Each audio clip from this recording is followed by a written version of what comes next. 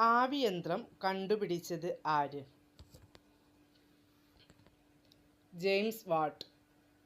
രക്തം ശുദ്ധീകരിക്കുന്ന അവയവം ഏത്? വൃക്ക.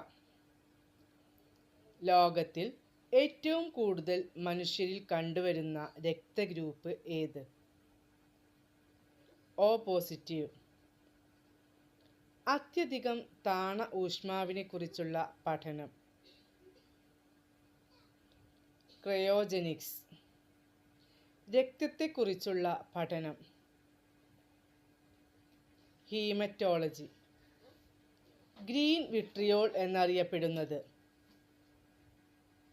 Ferrous sulphate. പിത്തരസം ഉൽപ്പാദിപ്പിക്കുന്ന ഗ്രന്ഥി കരൾ.